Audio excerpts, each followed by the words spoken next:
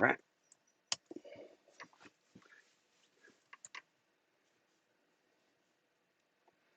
There we go.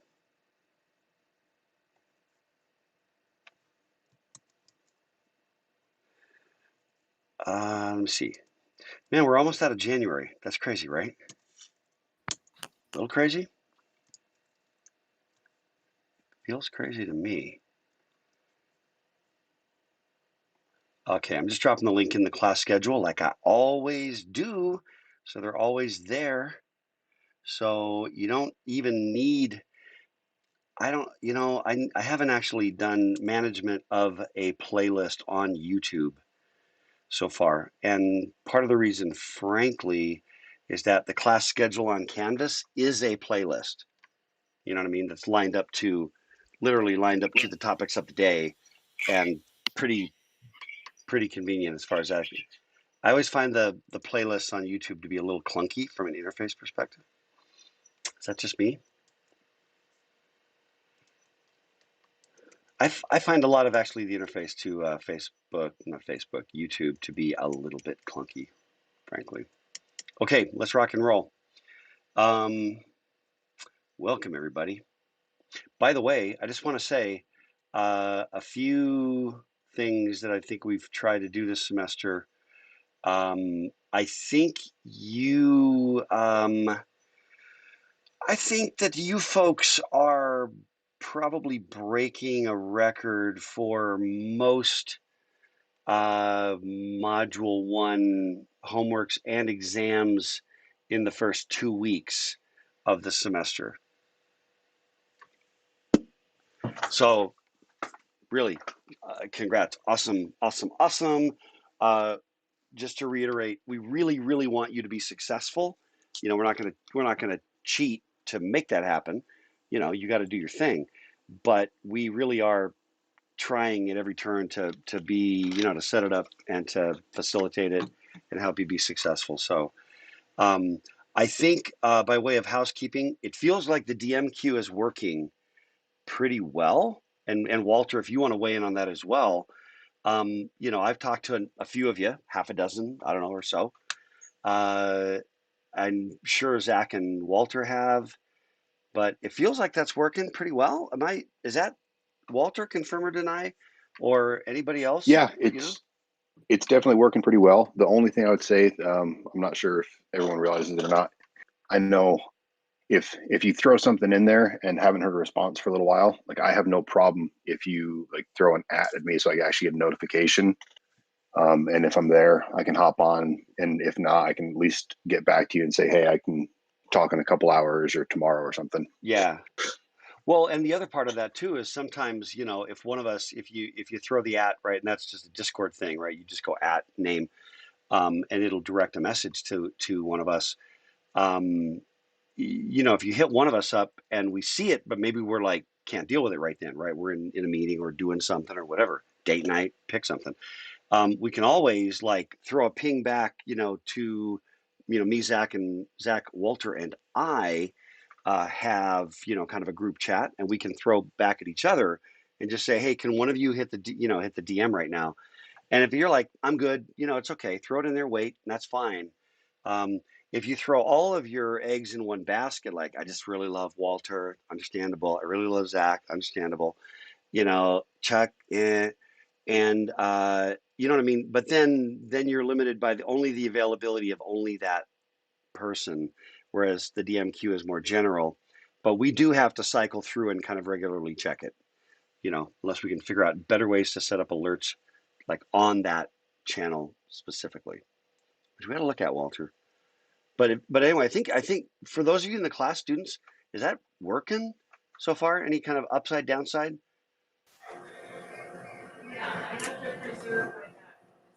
Oh, hang on. Who is that? Oh, hey, Walter, you want to mute? I think we might be getting some like crazy feedback or something, or a hot mic or something. No, I was muted. Okay, well, it doesn't show you muted. Now it shows him gone. Fine, be that way. No, anybody else? Yeah, so Joshua asks, is there a way to see what questions I got wrong on exam 1? Absolutely, absolutely. And the way we do that, okay, it's all good, Jacob. Hopefully Walter will return uh, either way. But no, so Joshua, yes, here's how you do it.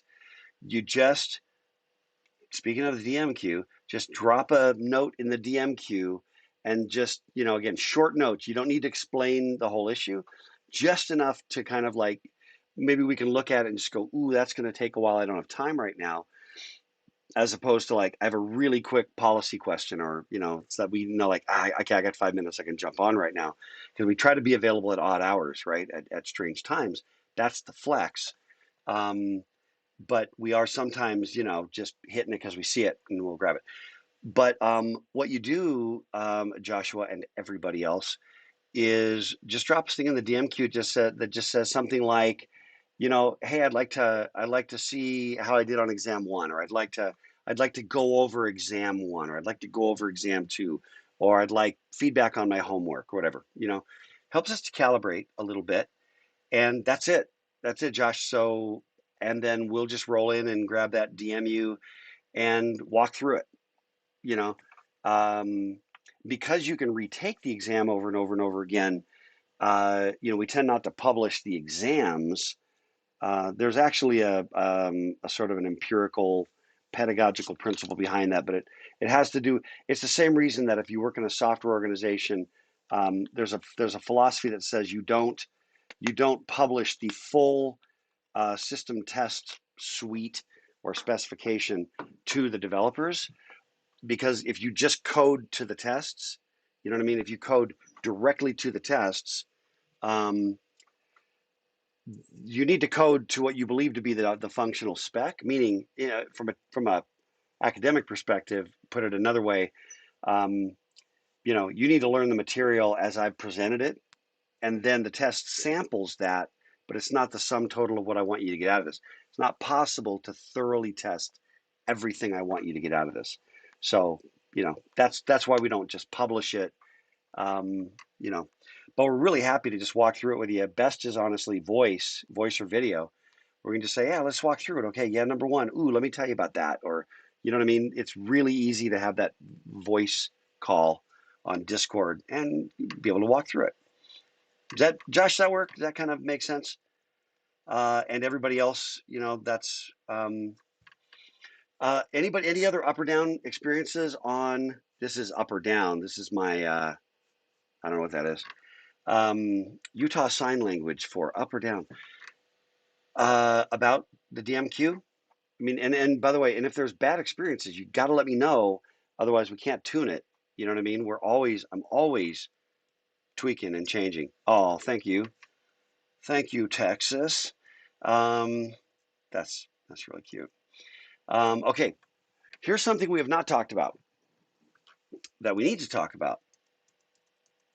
It was it was part of the reading assigned reading, but we didn't go through this yet, right? Am I correct? Is my recollection correct?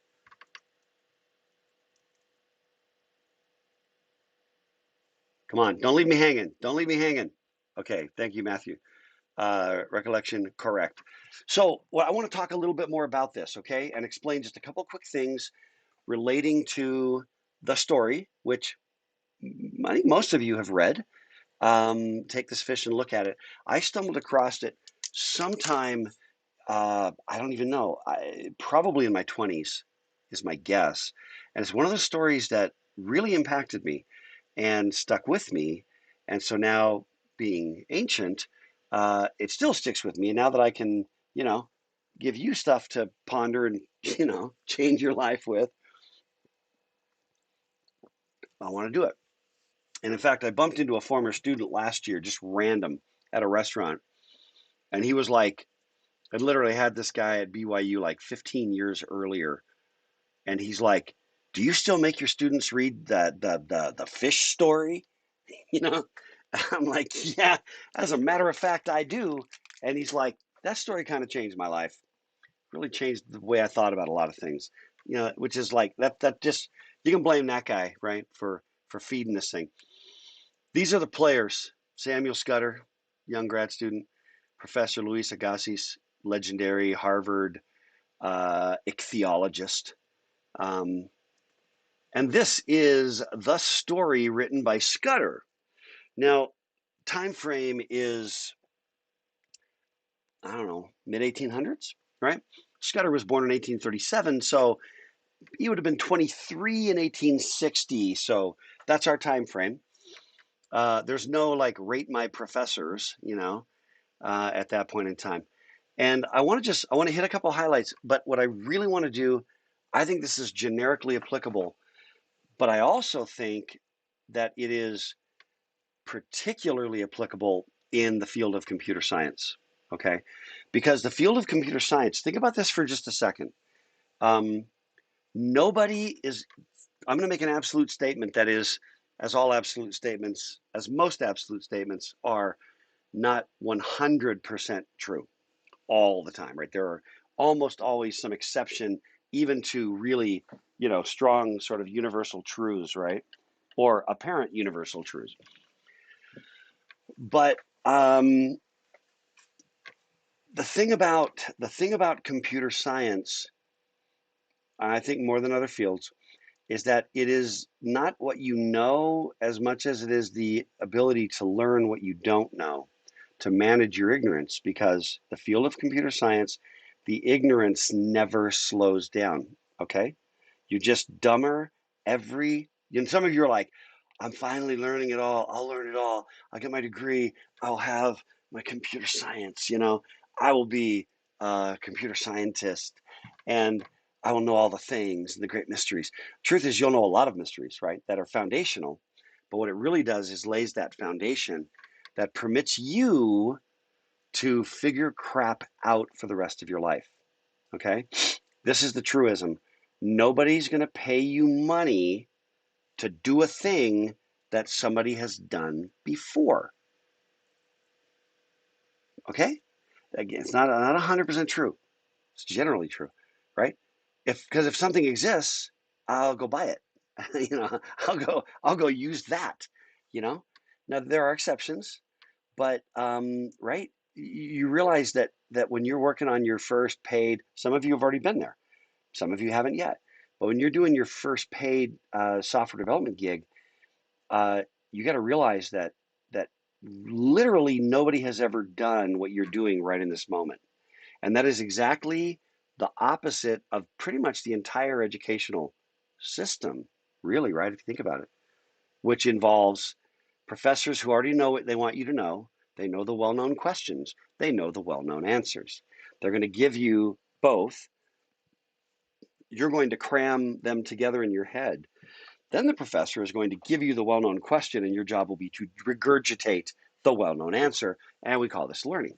It bears no resemblance whatsoever to the process of developing software and many other things, frankly, in the job industry, but certainly not about software.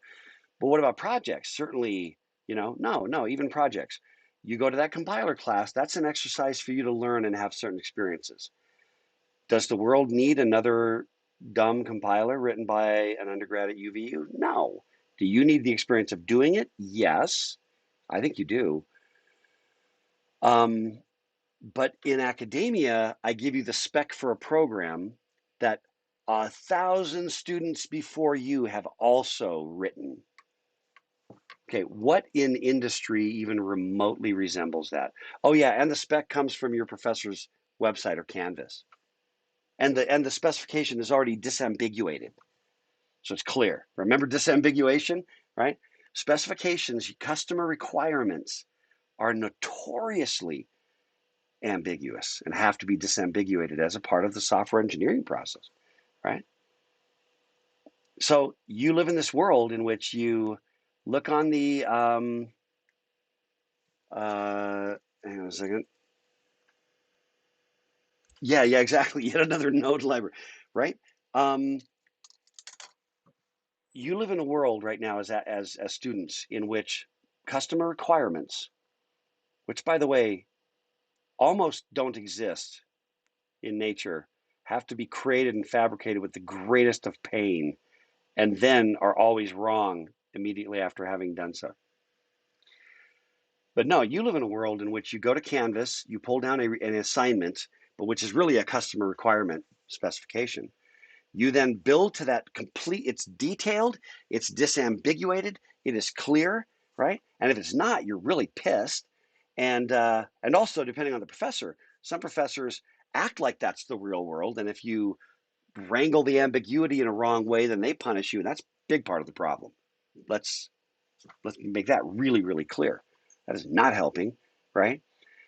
Um, Anyway, they give you this disambiguated set of customer requirements, and then you code to exactly that spec.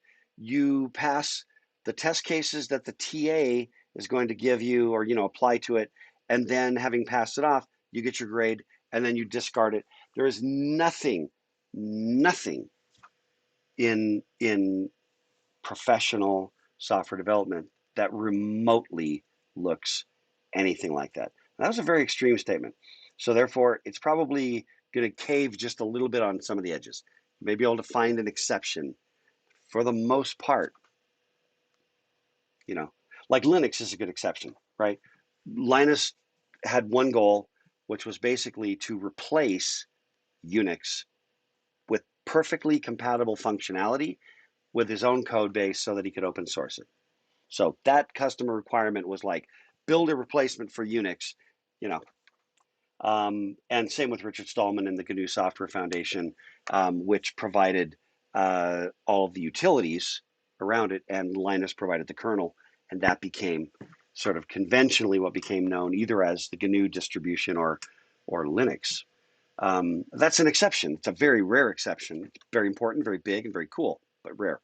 Okay, so but something about PowerPoint and Canvas and the programmatization of education that put us into this mindset where everything's lockstep. You'll notice that I am really okay floating around, getting distracted, moving a little bit. Um, that gets worse, by the way. In if you hate that part of my classes, then you probably don't want to. You don't want to take 3450 or 305G from me.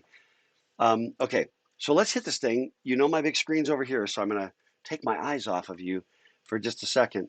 Um, and so he's talking about a story that had happened 15 years earlier when he had shown up. This is Scudder. He had shown up as a graduate student, I think graduate student, but as a student anyway, at Harvard to study natural history.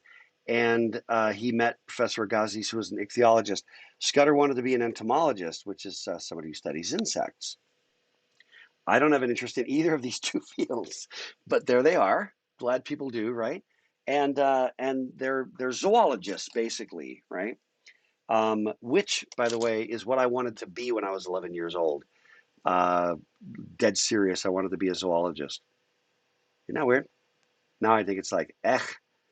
Um, all right. So he says. So Agassiz goes, when do you wish to begin? Again, there's no canvas. He's not like, well, go see the registrar. He's like, now, and it pleased him. And he's like, very well. And he says, take this fish and look at it. Call it a hamulon. By and by, I will ask you what you have seen. I mean, that's it. That's like day one, no syllabus, right? That's day one. And with that, he left me, but in a moment returned with explicit instructions about how to take care of the fish. So he gives him a big speech about how to take care of the fish, right?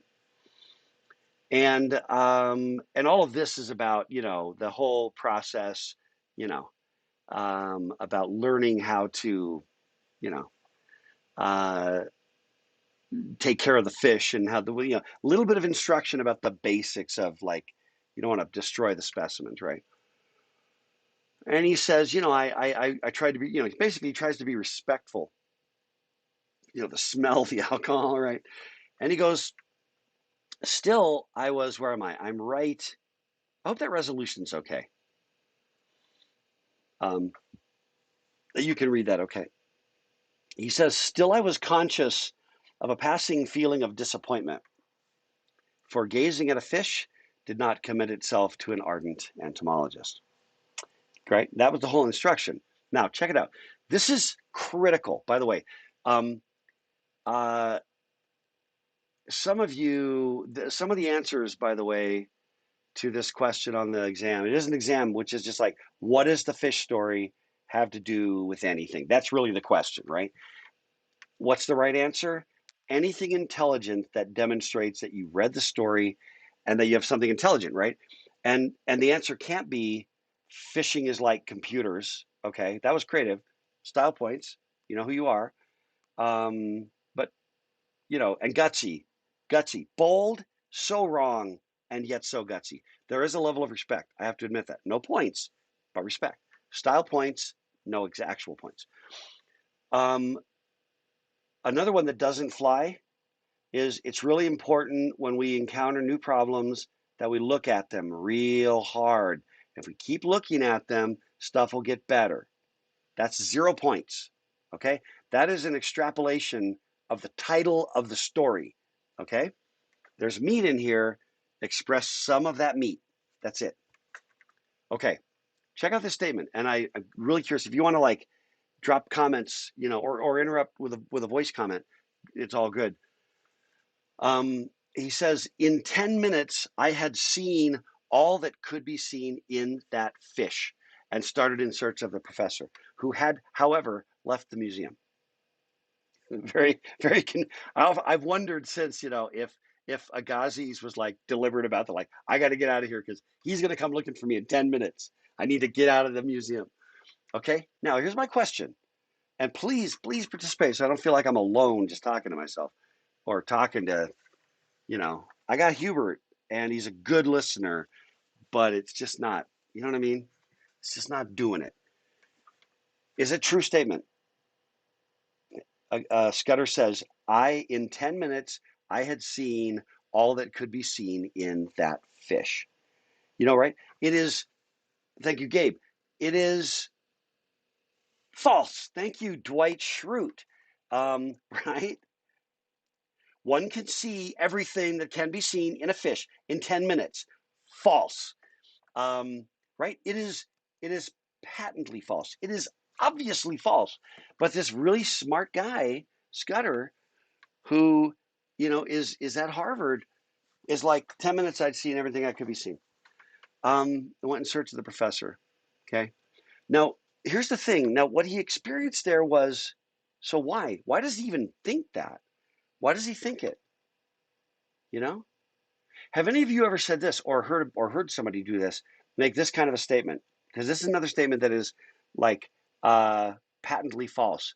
Well, no, actually, it might be true, but no, it's actually not true. I learned absolutely nothing in this course. That's emotional language, is not factually true, it's not objectively true. And if you literally didn't learn anything in any course, I don't care how bad it is. I don't even care how bad the teacher is. If you literally learned nothing, that's just on you. That has to be on you. This is not a statement about fish. It's not a statement about Agassiz. It's not a statement about teaching methodology. Okay? Right, Matthew. Yeah, he's seeing everything on a surface level. He's seeing, and he's not, but more importantly, he is seeing everything on a surface level. Yes, but more importantly is also what he's not doing. I don't know, it's more important, but similarly important is the flip side of that question. What is he not doing, Matthew, or anybody else, right? He's looking at a surface level and, yeah, oh, he's not going deep. Yeah, but what does that mean? Um, Anybody? Bueller? What, note taking? Yeah, he's not taking notes. Right, right, right. Um, yeah, he's not managing the abstraction, right? Like if you pull back, what does it cause you to think about? Or if you drill in, what does it cause you to think about? Right? You're just like, it's a fish. It's a fish. What do you want me to say? You know what I mean? And some of you are this person or have been this person or have at least said these words and you know people like this. You're like, hey, tell me about, I don't know, there's like a teen moment, right? Hey, tell me about how was your first day at the new school? It's a new school. What do you want me to say? And you go Napoleon, like, well, I don't know. I don't know Napoleon, you know, so my lips hurt real bad. He's just passively observing. He doesn't write. Right, Bryce. He's not putting his critical thinking cap on, Gabe. Yes. Oh, Braden giving into his pride. Yeah, yeah. I think maybe, we don't know, right? dude's been dead for a really long time. In fact, about, what is it, 120 years, 110 years? Yeah, thanks, thank you, Napoleon. He is complaining. Yeah, right. Now, here's the interesting thing. In today, in 2021, the same scenario plays out like at UVU or just any school. And I dare say the more prestigious the school, maybe even the worse this would play out today. Paradoxically, that was Harvard 150 years ago, or more, 160. Um, what would some of you do, or not you, but your people right?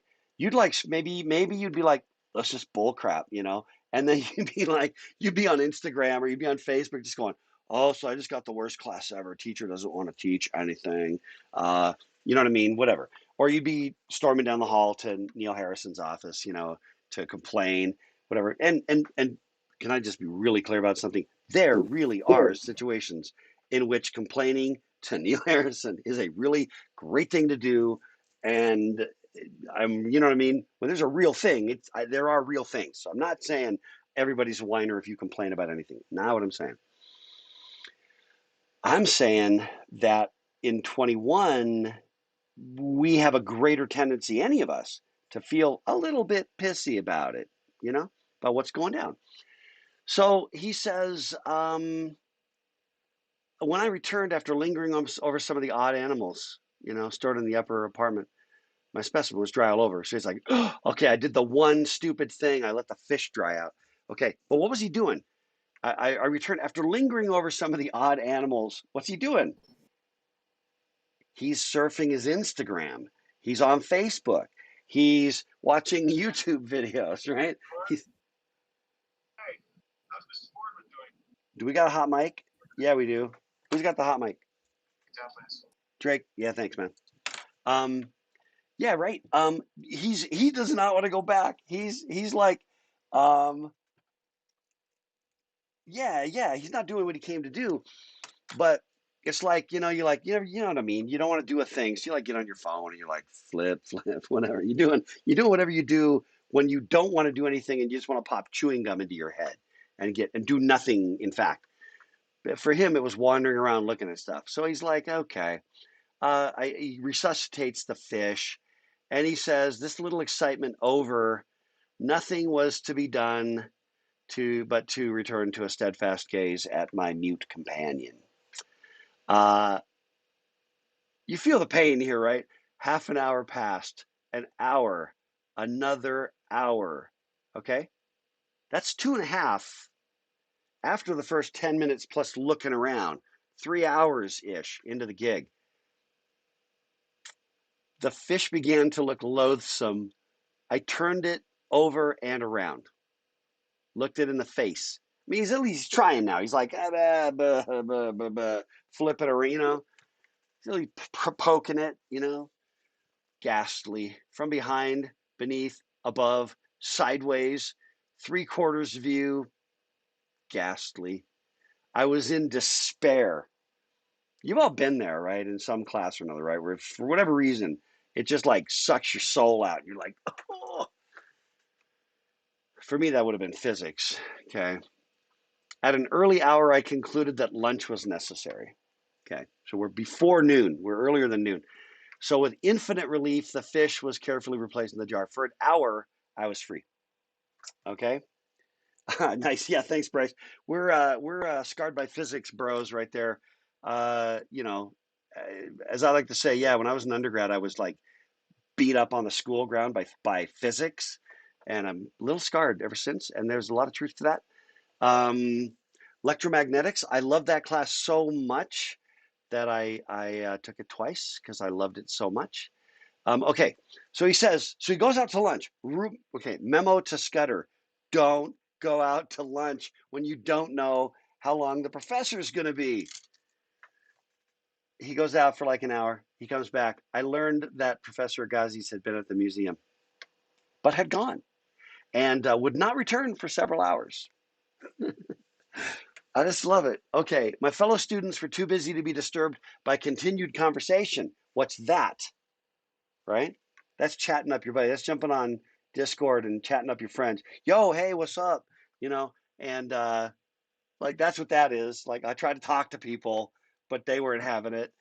And so slowly I drew forth that hideous fish and with a feeling of desperation again looked at it. Okay. He was not supposed to use a magnifying glass, wasn't supposed to use instruments on the fish. My two hands, my two eyes, and the fish. It seemed a most limited field, right? Now think about this. Think about the despair. You're like, what the crap?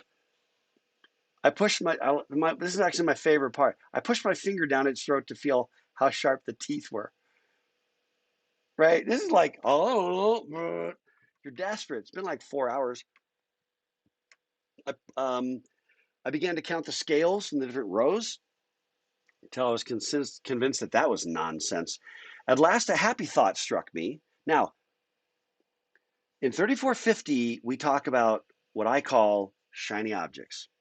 They happen in design when something just makes you light up, things that just cause like dopamine to release in your head, you know, or other happy chemicals, right?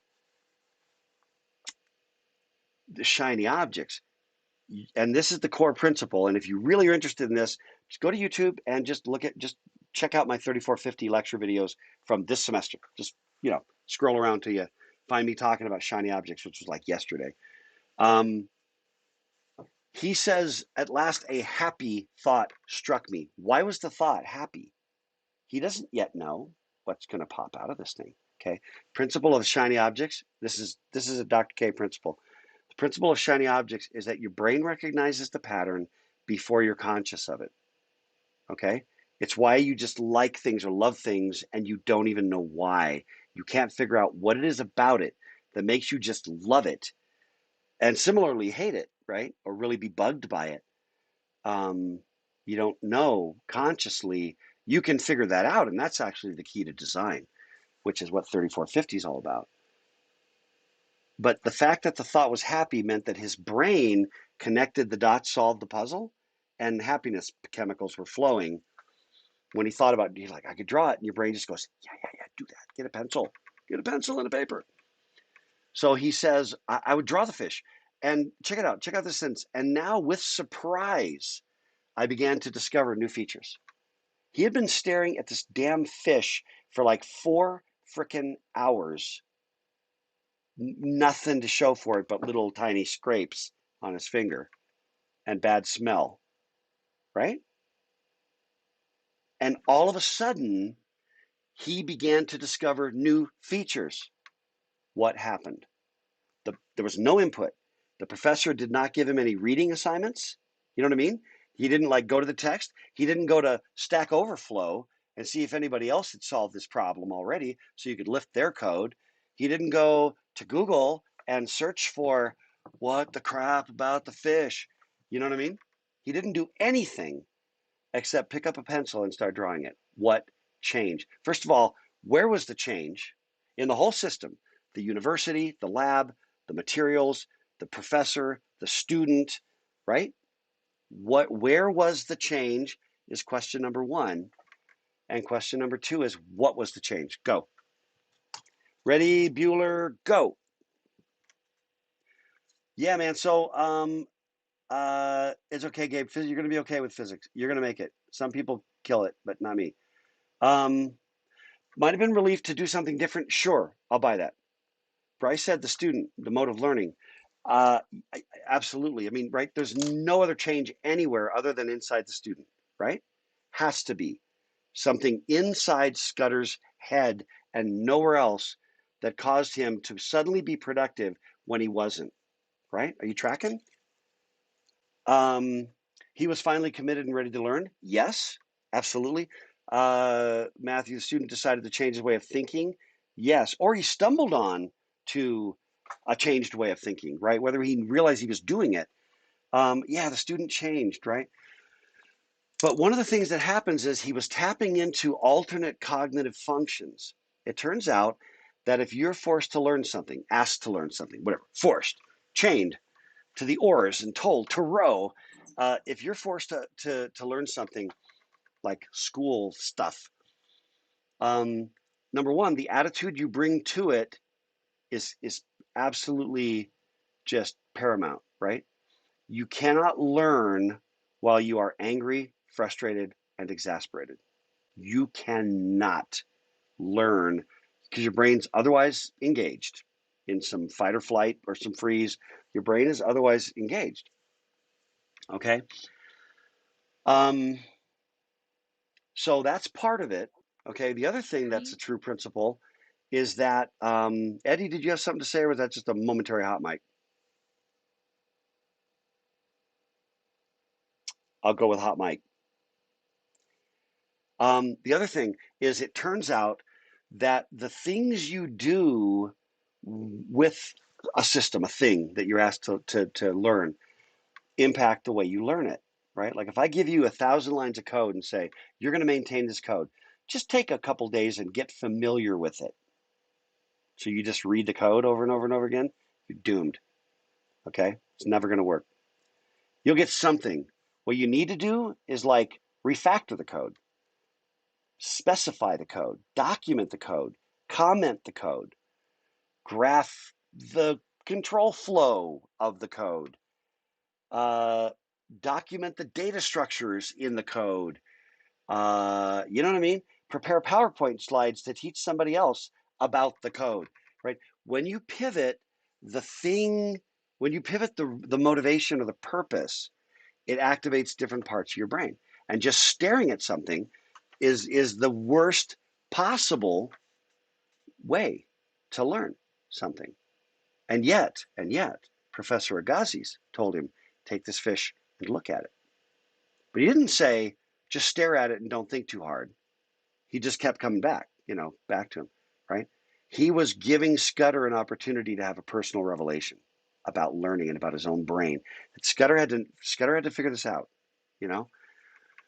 So he said, now with surprise, I began to discover new features. And then Agassiz goes, that is right.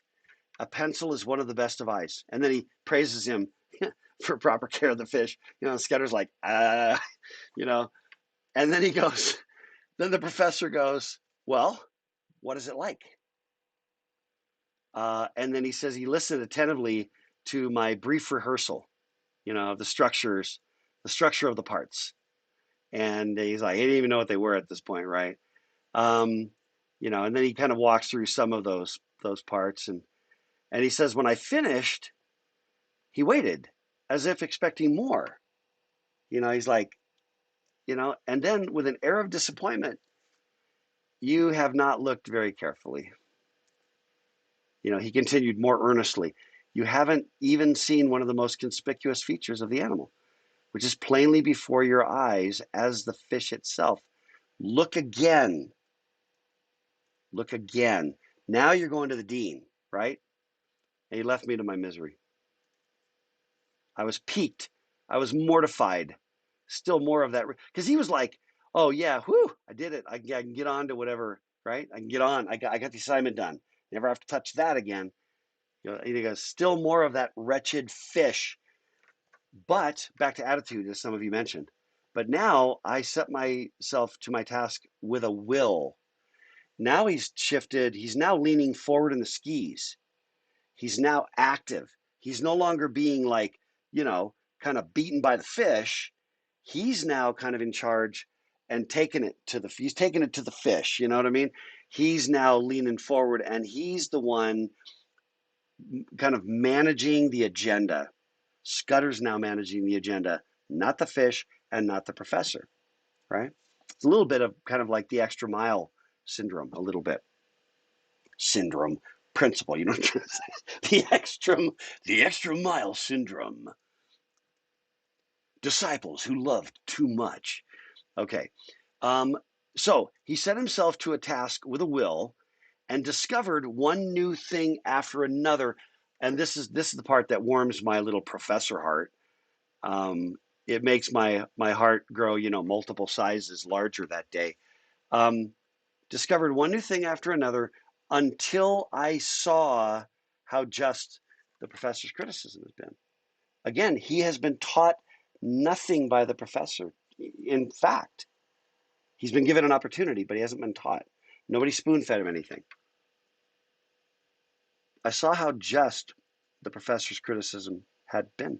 Now watch. Now look what happens. What happens next? The afternoon passed quickly. See the shift? First 3.5 hours, abject torture, hell on earth, hell in a museum. The afternoon passes quickly. You ever been in flow? You ever been like working on a project where you're creating and designing and learning and applying and coding and you look up and it's been like 5 hours or whatever, and you weren't even aware of the passage of time. It was just like you just flow. And when you're in that flow, time just effortlessly rolls past. Okay, when toward its close, the professor inquired, "Do you see it yet?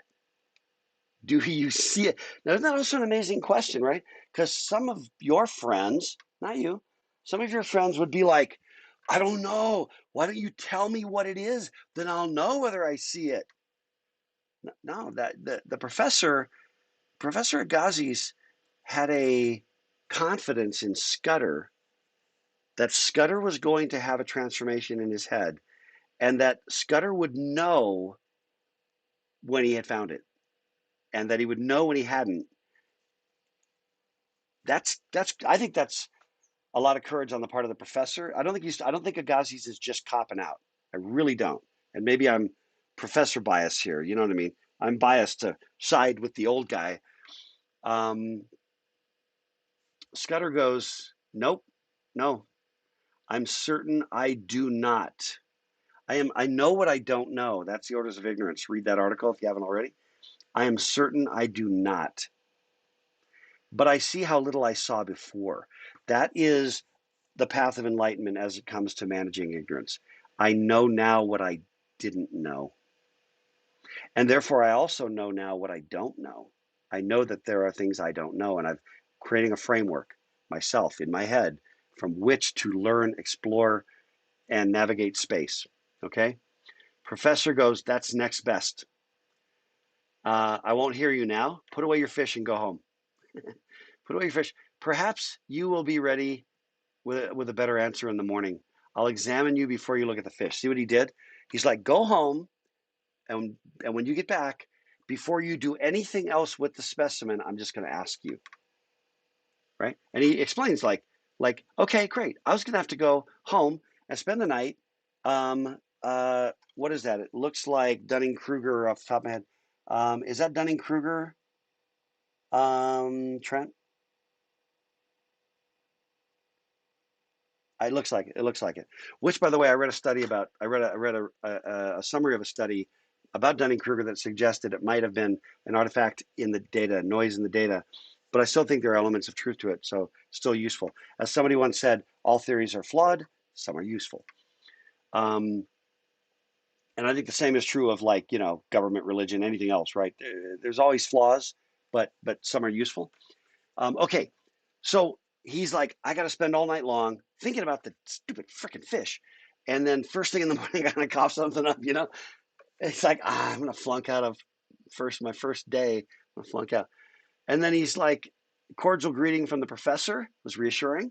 Here's a man who seemed very anxious that I should see what for myself what he saw." But you see how the whole attitude changed from the pissy guy who had in 10 minutes had seen everything that could be seen. And now after a day and then a night to chew on it, he's like, "Professor believes in me." And then he goes, "Okay, do you maybe mean," and then he lays out this thing with, I don't understand the significance of that, honestly, "that the fish has symmetrical sides." I don't know. I'd be like, aren't all animals symmetrical? I don't know. But the Professor Ghazi's excited, of course. And he's like, he felt like that buzz like you get when your program finally works, right? Scudder got that buzz, like, yes. And then he's like, and then, now check it out. After he had discoursed, okay, now this is the first time that the professor lectured. This was the first moment in which a lecture happens, right? What's he doing? What's Agassiz doing? Somebody said, you got to wait. The student's got to be ready, right? You can lead a horse to water. He was kind of tilling the ground to get Scudder ready to receive what Agassiz was trying to teach him. And now he discourses most happily and enthusiastically, as he always did, upon the importance of this point.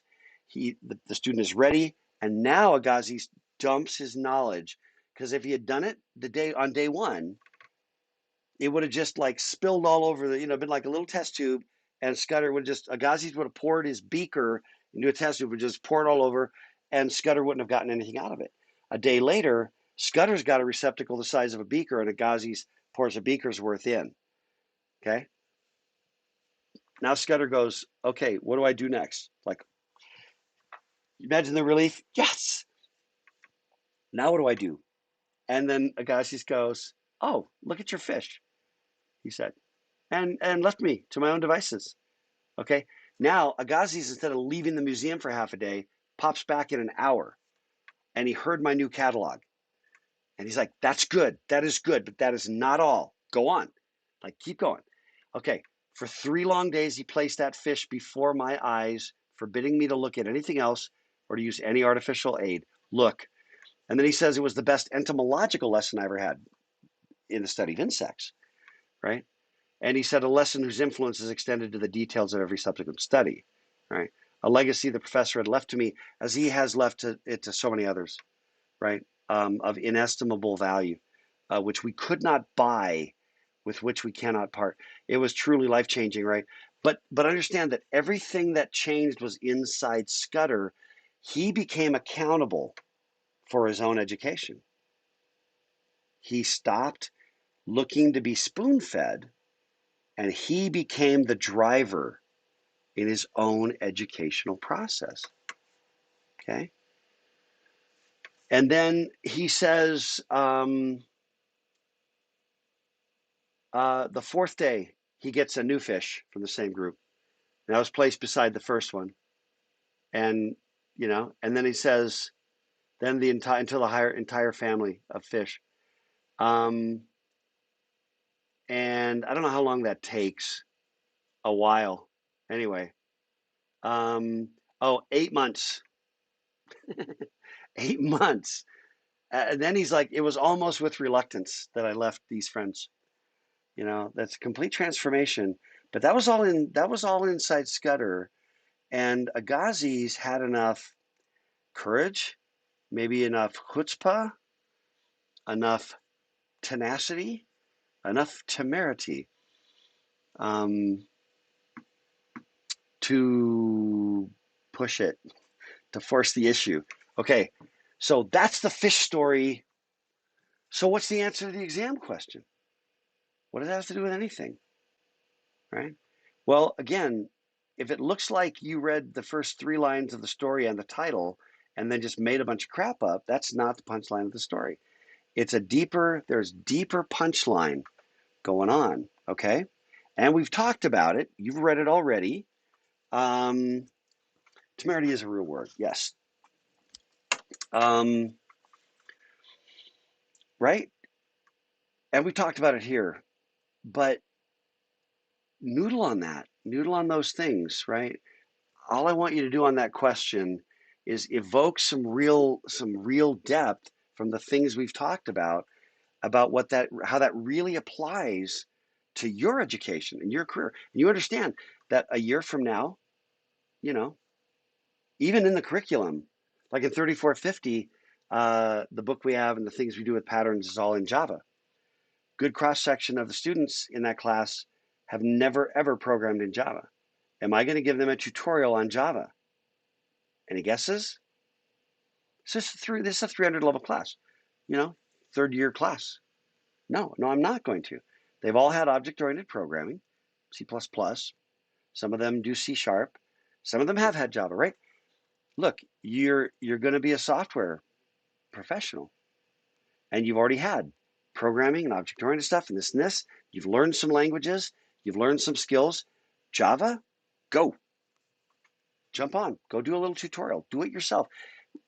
Beyond like year 2, you're done with the world of you should be done, in my view, of the world of in-class tutorials where the teacher tells you where to put the bloody semicolon. You know what I mean? Or what the syntax is for a for loop. Look it up. It's 21. The entire world is right here. Look it the hell up. Own it yourself. That's all I'm really saying. I'm not saying screw you. I'm saying own that learning process. You know, don't engage in a learned helplessness. That's just like if the professor didn't give it to me, this is a bunch of bull crap. I'm just wasting my money. No, you need to learn how to give it to yourself, to acquire it yourself, to learn how to learn. That's the number one skill of this major, honestly, is to learn how to learn.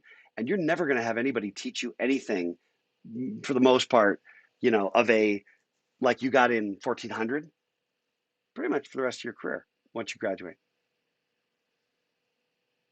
You know, you're just going to be like, hey, here's a true story, and then I'm going to get off this. Hired a guy. I was at Novell. I was a hiring manager at Novell during a window of time when Novell was the hottest company, right, in the industry, the early 90s. I hired a guy. His name was Troy. He's a freaking hero, man. He's a legend. We were really great friends to this day. Um, but I had a project, a sudden thing. He was literally like in employee orientation. He had never done anything with networking, didn't know anything about data communications. He had never programmed in any of the languages that we dealt with, which mostly were assembly and C. He had never worked and programmed on the platform that this code was all running on, which was probably DOS. I mean, he'd used it, but he'd never written any code, right? So never touched the language, never touched the platform, and didn't know anything about the technology. And this thing hit, and there was literally nobody else I could kick it to on my team.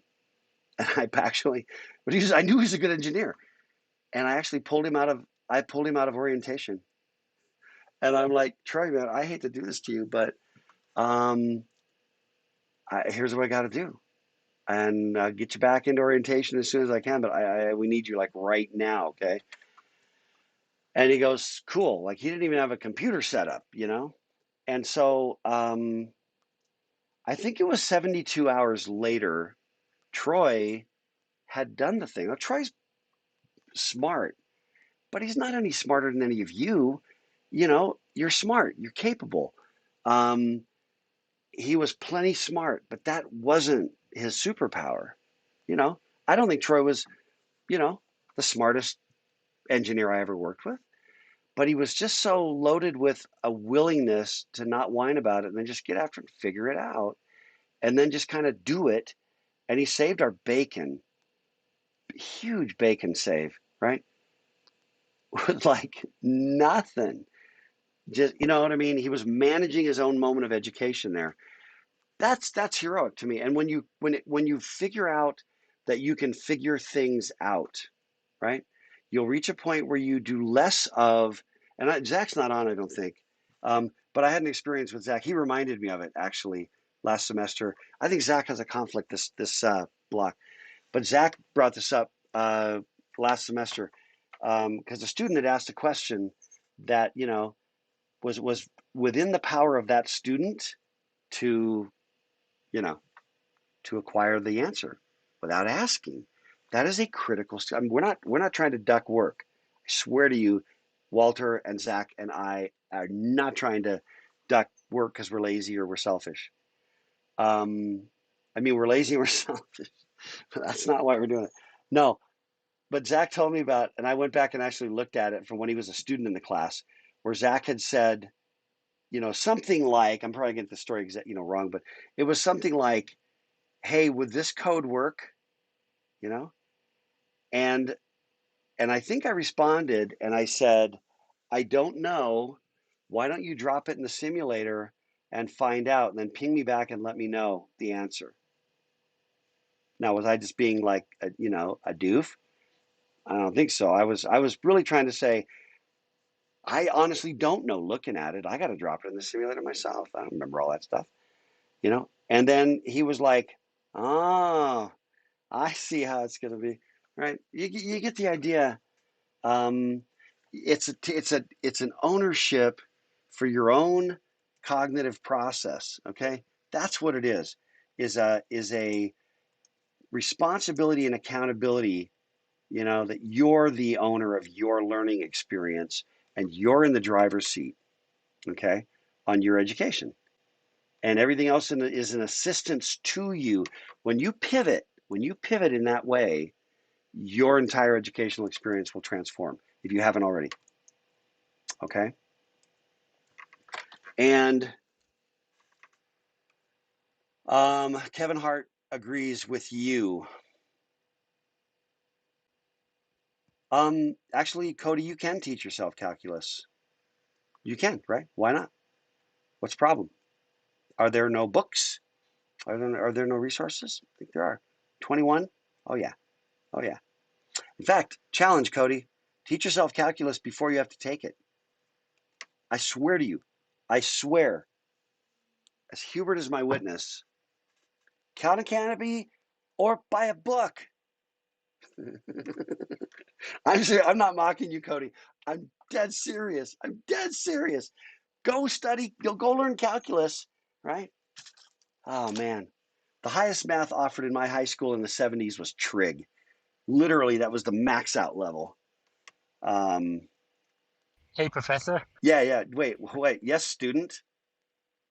Oh, I'm sorry. Yeah, Cody. It's Go ahead.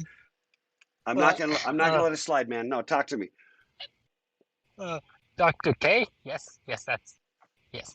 Anywho, Or so Chuck. Or Chuck works.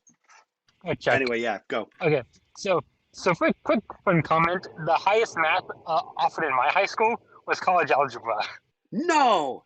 Really? Yep, and even that was a terrible class to take. Like it was a year long. It was a nightmare. So I just didn't take it. I I tested out of it. But the funny thing is that so I just took my calculus exam today, and I think I barely scraped by. So I'm pretty sure I'm gonna have to teach myself calculus either way.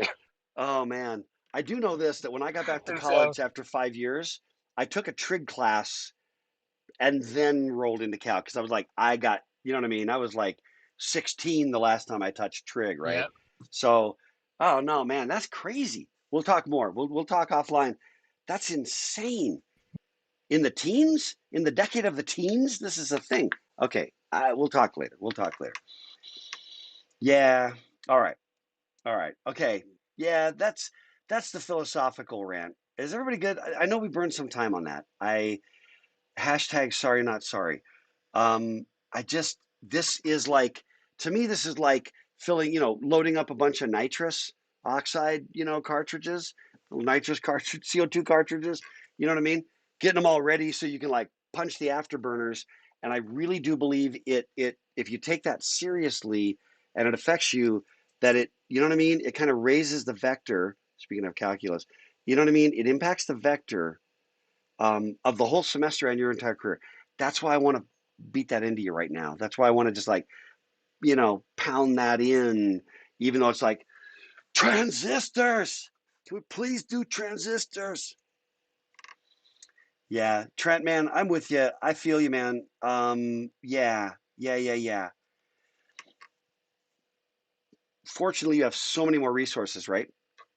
Like who was it that Matt pointed out tutorial.math and what was the other one? Somebody mentioned. I can't remember if it was, yeah. Anyway, right? There are a lot of great resources today to supplement everything. So, all right, okay, let's keep moving then. But that's my sort of like sermonette. It's not even a sermonette. That's a full blown sermon. Can I get an amen? Can we just get an amen? Anybody? Can we get an amen? Um, nah, thank you. Oh man, that's my spirit animal right there. Okay, thank you, Alex. Um, oh yeah, oh yeah. No, anyway, I obviously believe this and I'm trying to help. That's why we're delaying a little bit. We're gonna kick in. Let's go. Because I know some of you are just like, stop with the philosophy, give me the facts. Get over yourself. We're gonna get to the facts, and I really do want to impact the long game. I'm making the long play here. Ready for module two? Ready? Oh, and by the way, I instructed Walter and Zach that if anybody smoked the module 1 exam, smoked the exam, like got all the points, and if anybody who only lost points on the fish question, because we hadn't had this discussion, right? It was available, you could read it, but that if anybody lost points only on the fish story in module 1 exam, they could resubmit just the fish story for just a regrade on that one question. Okay? After we've had this chance to talk about it. That's my deal to you. If you lost other points elsewhere, retake the exam. But you're going to smoke that answer at this point. And given the depth at which we explored the whole thing, anybody who still comes in, blah, blah, fish fillet, blah, blah, love them fish sandwich at McDonald's. No sympathy. 0 points for you. Okay, module 2, let's go. Oh yeah, bits. Could I say one other thing? Not about the other thing, but about the new thing. Bits. 2810. Okay, I'm dropping a quick like a survey comment. Just give me a yes or no. Just ping one of the TAs. Ping me. Nah, ping me. Just ping me. DM me directly. You know what I mean? Let's just do that. That way everything will be handled more consistently. Okay. I'm going to put a statement.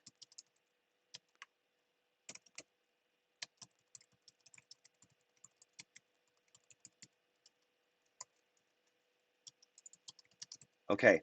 The statement is, I dreaded CS 2810 before this semester started. Can you just give me a Y or N upvote? No, you got, wait, stop. You got to drop it as a thing on there we go.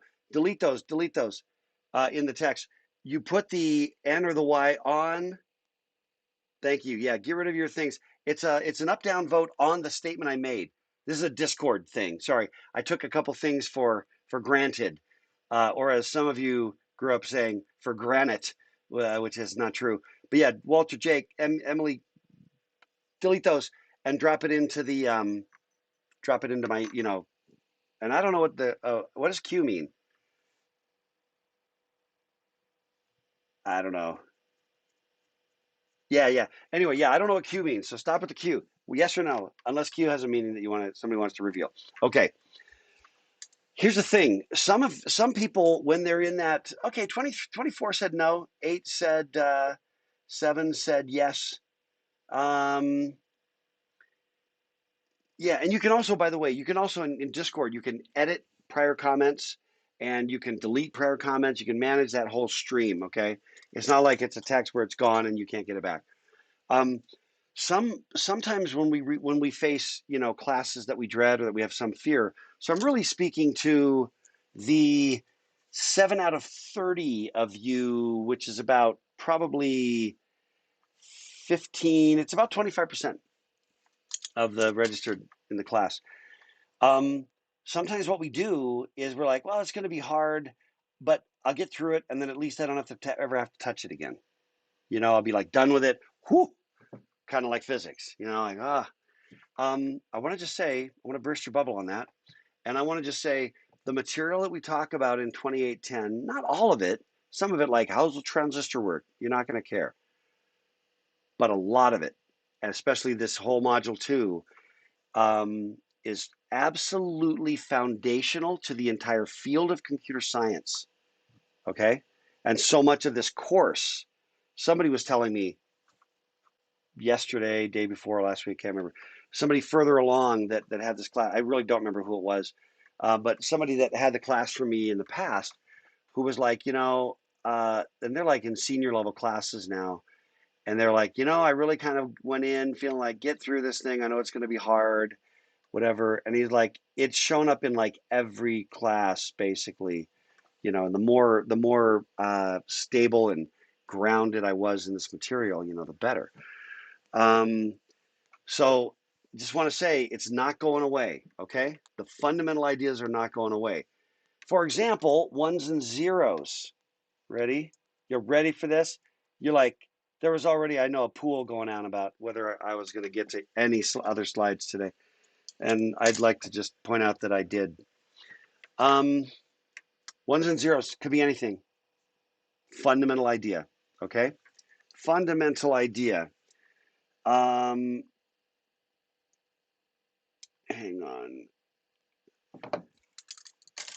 Ones and zeros. Now, it's not really practical, you know. You can't build a computing device out of glasses that are either empty or they have water in them.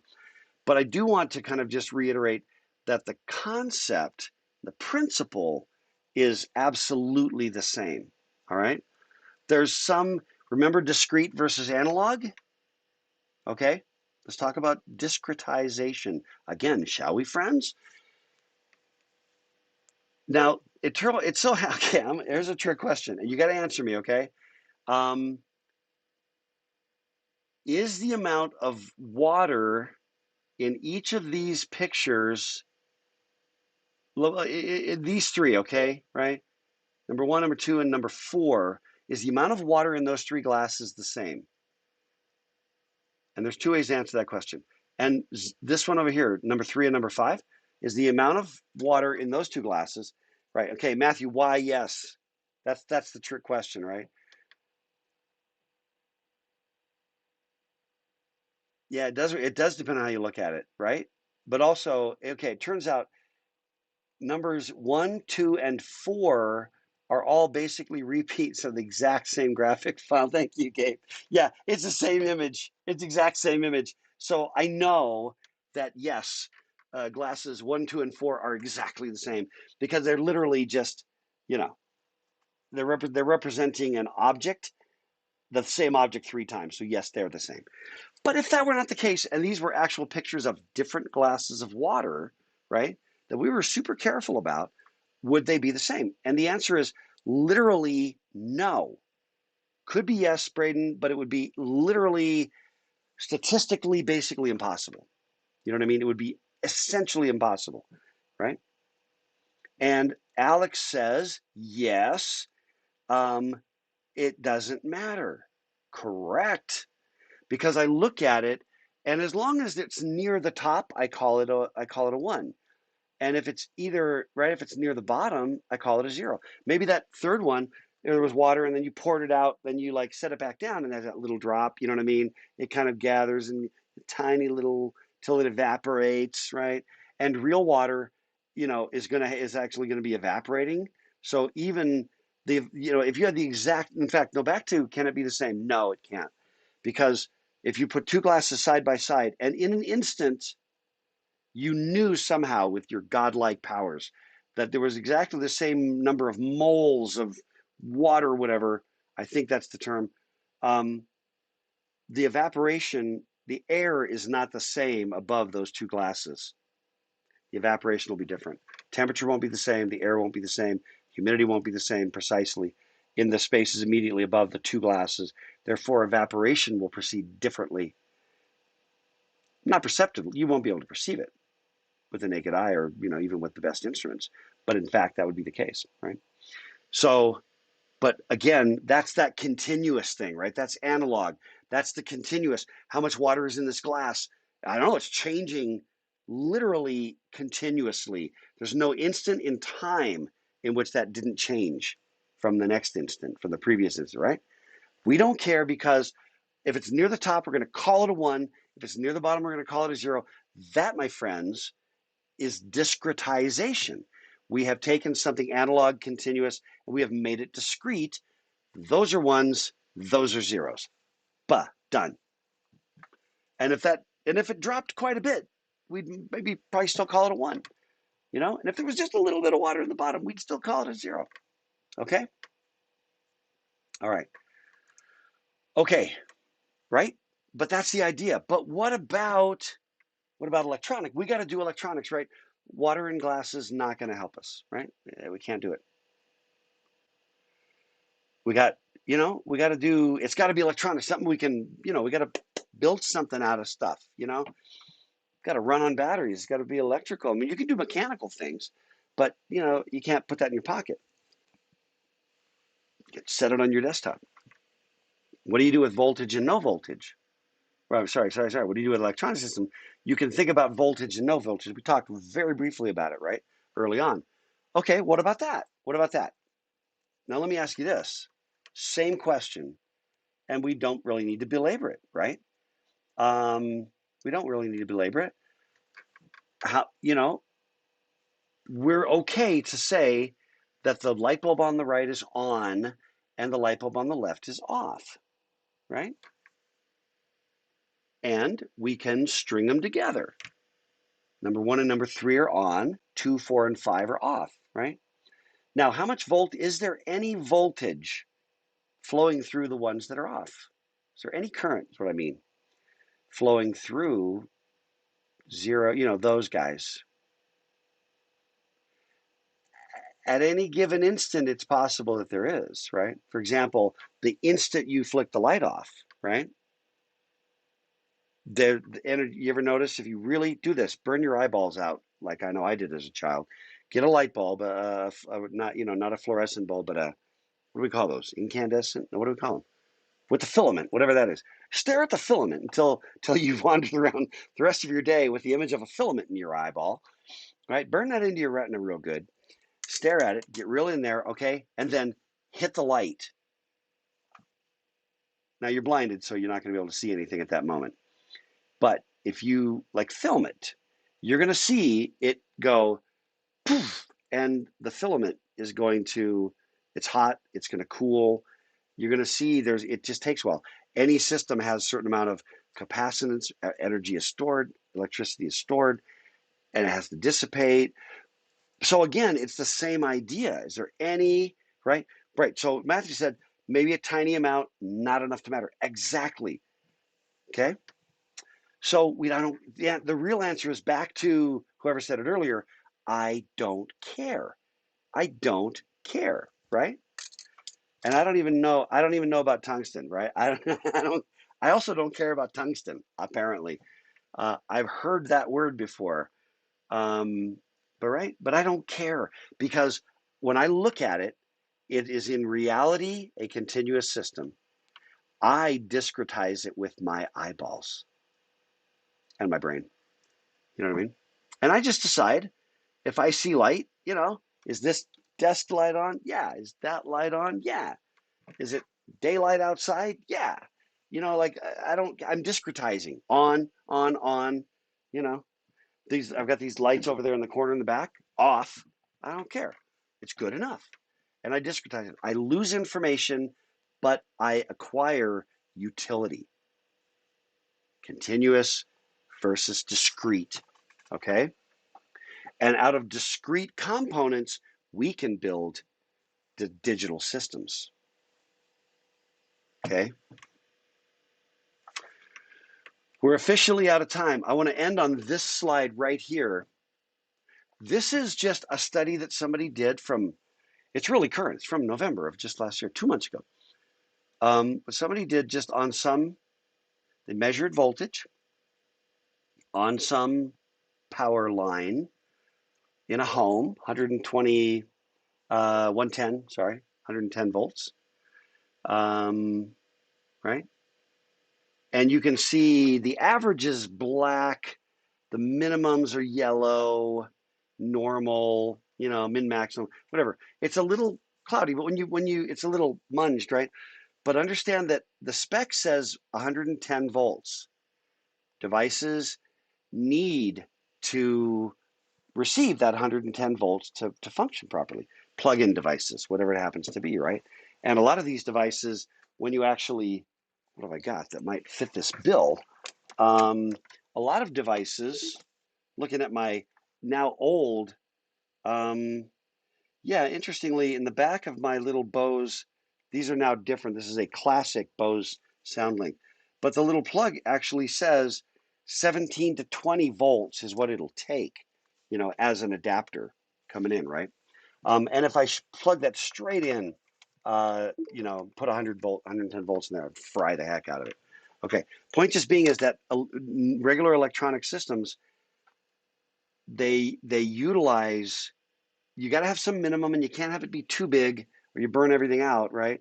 I once charged a phone adapter into a 220 outlet, in France because I'm an idiot. Fried the adapter like now. Anyway, point just being, power in a power line, power in any system is a continuous function. Okay? It is a continuous function. Europe is 220 in the outlet at your house. US 110. Okay? Or as Michael Keaton says in Mr. Mom, 220, 230, whatever it takes. Okay. When we come back on a day, Thursday, I'm going to reveal to you how we take crap like that and turn it into ones and zeros so that you can have Fortnite. Yes, children, be back here on Thursday where all will be revealed. In the meantime, finish number one. Finish module one. Finish module one. Module one. Finish it. Okay? Finish it. Do not procrastinate. Okay? Also, get the homework for module 2, which is now up. Get your printout or get your PDF and get ready for bingo. Get ready for module 2 bingo. That's what I've got for you. Anyway, good luck. Good luck, my friends. You can do this. If you are one of the terrifieds, trust me. Stay with me. I will help you. Zach will help you. Walter will help you. Just don't quit. Remember, if you bail, Bueller, if you bail, somebody say it. I'm not going to say it. If you bail, you fail. That's it. And if you don't bail, let's do the let's make them. Dr. K is so negative. Do the other one. If you don't fail, if you don't bail, you don't fail. That seriously, stay with it, persevere. You will succeed. We'll get you through it. All right, I'm done. Hasta. Knock it out of the park, man. I really, seriously, I'm cheering for all of you. I really want you to be successful here and in the program. Okay, I'm going to do my thing here where I stop my stream and shut down my YouTube everything. And I will see everybody on Thursday, or at least you'll see me. So later, my friends.